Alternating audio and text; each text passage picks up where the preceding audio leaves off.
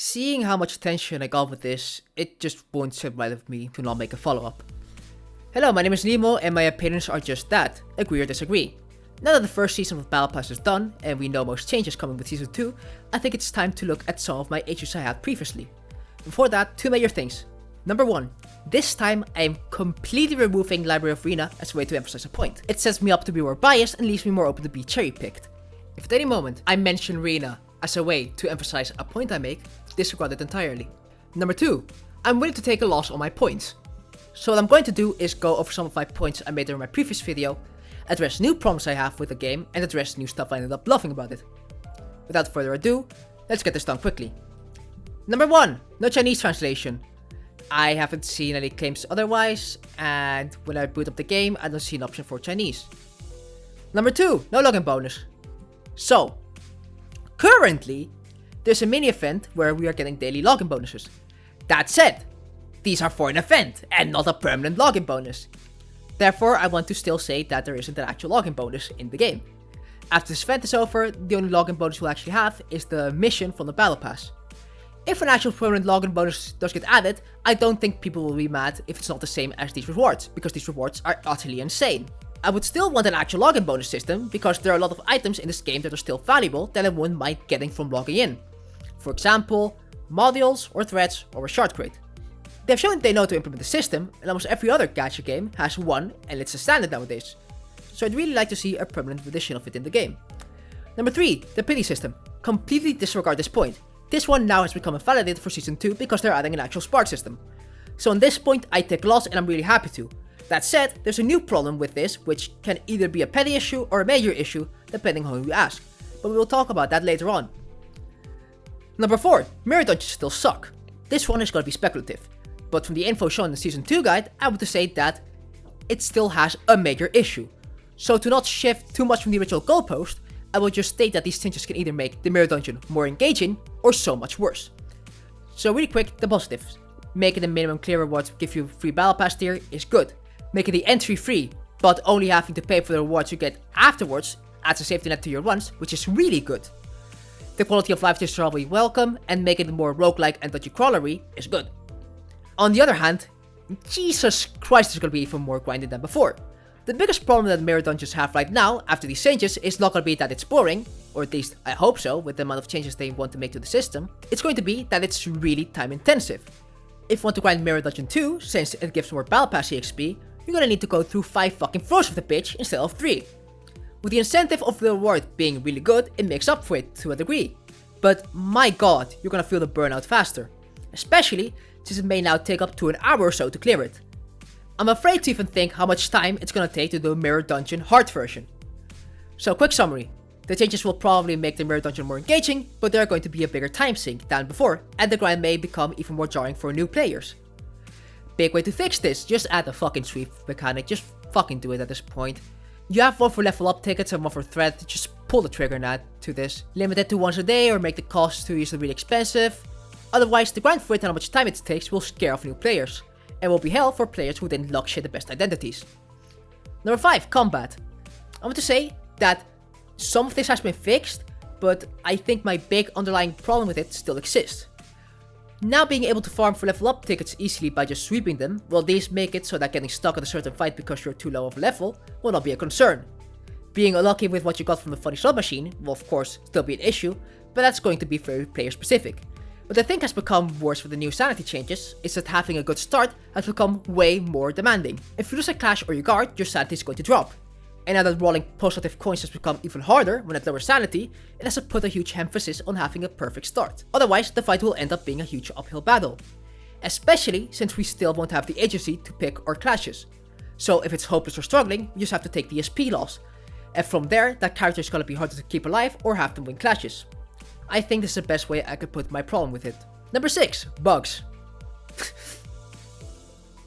Still a very persistent issue, and an issue that is bad, of course. I want to point out that at least the big game-breaking bugs have been fixed, and so far the new bugs that cause the game to break are being fixed the moment they are spotted. That said, the old breaking bugs took an entire month to fix. That is horrible. The possibility of players that just drop the game because they got bricked in the first month is really high. and the people who came in to try a new gacha and have no actual connection to Project Moon most likely didn't give them a second chance after they got fixed. Guess if you can't filter them with skill, you can at least filter them with the game still being designed by blind toddlers. Fix for this. Please get someone to clean up your code. Please take the current guy, Monso, and just fucking obliterate him. Send him off to space. Don't let this motherfucker cook. The fucking stove is off. You're gonna get fucking salmonella. Number 7, Chapter 2. It still suffers from the same problems I had with it. But I also know that these problems are more for my personal taste. Kind of a bummer to see that the new chapters we're getting will most likely be really song-worthy chapters. So Rodion and Gregor just ended up getting the short end of the stick. And we probably won't get a new chapter focused on them till Purgatorio and Paradiso. In other words, not in a while. Number 8, story structure. Gonna be up in the air until the actual chapter releases. Number 9, schedule. This one is very controversial, and I set myself up really hard to be owned by talking too much about the game that came prior, and comparing it more to that than the games in the same market. So this time, I'm not gonna make that fuck up. Yes, one event a month is pretty bad. Let me elaborate. An event a month doesn't mean one story-centered event. I count mini-events too. Actually, I count any limited time content. That said, content that adds something gameplay-wise is way more appreciated. Other gachas do have events, mid or normal, that are released more than once a month. Here are some examples on screen right now. But either way, we have a new schedule, so that doesn't matter anymore. So as you can see, there are a few months with more than one event, and that's good! That said, there are some alarming things on the schedule. For example, if I'm able to direct your attention to May, August, September, you'll notice that there's an actual noticeable amount of lack in content. Having multiple months of not a lot of engaging content is a bad sign for a live service game. That said, for May it's at least understandable. They plan to make a huge update the month afterwards, so there's at least justification to why. But that does not excuse that a drought of content does exist. It's better to focus on spreading content around to avoid this problem. Already in the base game itself, there's not a lot of content to play through. Mirror Dungeon, Lux Excavations, Story, and whatever the ongoing event is. So if the actual content that there is in the base game can't make up for multiple months of minimal to almost empty schedules, it becomes a problem if you want to consider the longevity of this gacha on its own. The problem becomes more apparent in August and September. I hope whatever the content business cards is can make up for the drought that August and September are experiencing. So with that said, I still think there's a problem with the schedule, in the form of months just having no content. And that's all my old points. I hope you understand where I'm coming from with most of these, and that yes, I'm able to concede on most of these points. Maybe I'm finding unnecessary battles with some of these points, but I want my perspective on it to be clear. Blah blah blah, it's an opinion, agree or disagree, yada yada yada. Now for the new problems I only have 2, which I'm very happy they only have 2, but they're still worth mentioning. Also with the major one, then move on to a minor one, which is more open to debate. The actual story event. Now, my problem isn't with the entire event itself. I thought that putting the more comedy-centered writing into the event is the best way to go forward so that the main story is mostly able to maintain the same grim tone. So with that, I am happy with how the story of the event went, even if I personally thought that the way it was wrapped up felt a bit off. That said, the actual event story and gameplay-wise is fine. 10 stages and then a floor dungeon is good, and having a hard mode afterwards is also fine. The main issue stems into the worst fucking grind I've experienced in a while.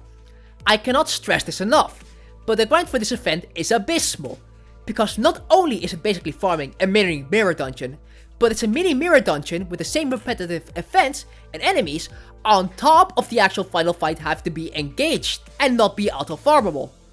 Because in the hard mode dungeon, that final twat at the end can actually just fuck up your run, which when for maximum rewards you have to farm the same dungeon 30 fucking times, it is not only just flat out not fun, but at worst frustrating.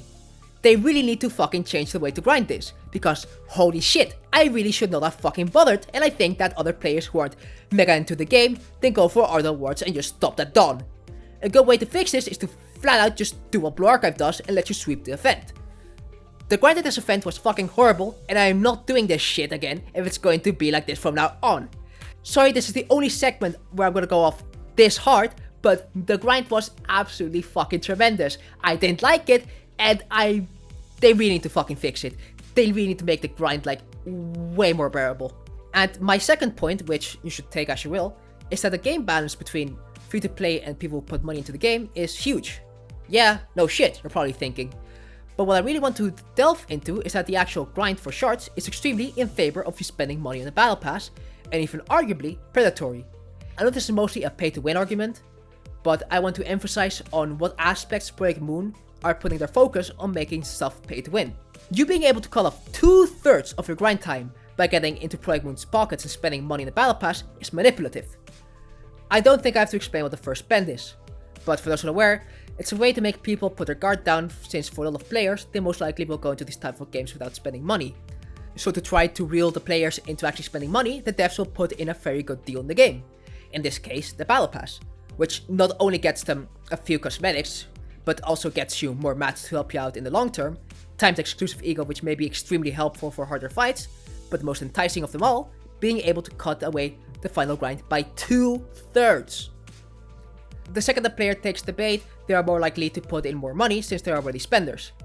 That's basically what the first spend is, but every modern game has something like this because people really like money. But that said, my biggest problem with it here is how it's focused on the grind. If you've seen a lot of people say that the game is very generous and all the stuff is grindable, ask them if they have bought the battle pass. Because those people who say that you can unlock by grind are having an easier grind than whoever they are trying to sell the game to. In this battle pass period, those who played free to play have not felt that easy grind or generosity. That said, there's a good change coming to the next battle pass. The second battle pass will have 285 noble crates for free users, which is flat out amazing. This is something to really commend them for.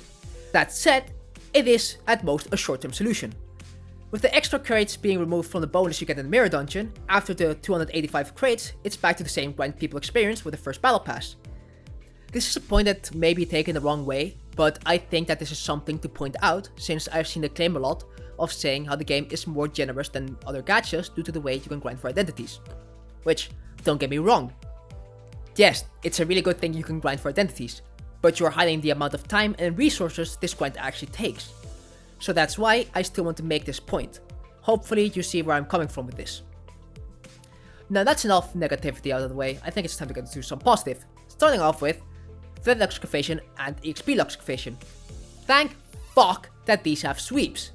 The way the sweep mechanic is implemented is also the best possible way they could have, make it more expensive but unlimited and let it give more rewards. This will help both new players and players who are already in it. Flat out, it's just a good thing to have, and I'm fucking happy I don't have to farm tickets anymore in the mirror dungeon. That said, come on dude, just add fucking sweep to mirror dungeon, just one bro, one a day bro, please. New ego and ID are cool, that's a small positive I can give, but I'll still give it because I really like the designs of them. Although, now having 6 identities be N-Corp and not any of the other group introduced in Limbus so far, gives me a bit of a sour taste in my mouth. Although, the Nagon Hammer guys are really cool, so I'll take it. The April Fool events was a nice little surprise, and I liked it. The comedy was pretty well done, and the most important positive I can give it is the Refraction Railway. Holy fuck. What a pleasant surprise. This wasn't even on the original schedule, and it's the best content it has given. Kind of a scary thought, but whatever. The way that this is set up is perfect. The rewards being for how far you come, being able to do it at your own pace, the actual fight, the challenge, it is flat out good. Even if it's advertised as endgame content, you're able to do this with only the characters you get from free to play. And since the only reason why you would need to do this repetitively is if you want a cool high score and not for some extra rewards, that makes this the most enjoyable, non-grinding content the game has to offer. And you know why it's also so good? Because you can redirect in every fight. For the love of God, Project Moon, just fucking add redirecting to every fight. If the challenging combat from the Refraction Railway feels more doable and not as frustrating due to you being able to redirect the fucking fight, this should send you a message just to rip off the band-aid and add it for the entire game. Sorry for ranting. Refraction Railway is amazing and I'm happy that it's in this game. Cannot wait for other iterations of it. And that's where I'm actually going to end this up. Conclusion. Some of my major issues still persist. A lot of them are fixed, and some we still have to see how they end up. I have some gripes with the way the event grind is set up, and the way you can diminish the grind by paying. That said, I have also found a lot of enjoyment from this game with the Refraction Railway. Honestly, I am actually kind of hopeful for the future. That said, I do really need to see them implement better and more worthwhile content in the base game. Because with only a niche audience, you can't stay afloat forever. I hope you guys actually understood where I came from with some of these points. This time around, I've tried to write it as nice as possible since someone pointed out to me that the way my previous video was written seemed kind of malicious. So for this time, I tried to make it not as snarky as the video prior. I just want to be vocal with some of my problems with the game since I don't really see some of the stuff that irks me with the game being discussed. This will hopefully be the last time you see me have to rant about Limbus Company. Any future Project Moon related content I will make will hopefully be surrounding it in a positive light. That said, I also want to make different content, so I hope that my channel isn't too tarnished with the other videos I have made. Thank you for listening. I hope I was able to spend your time well.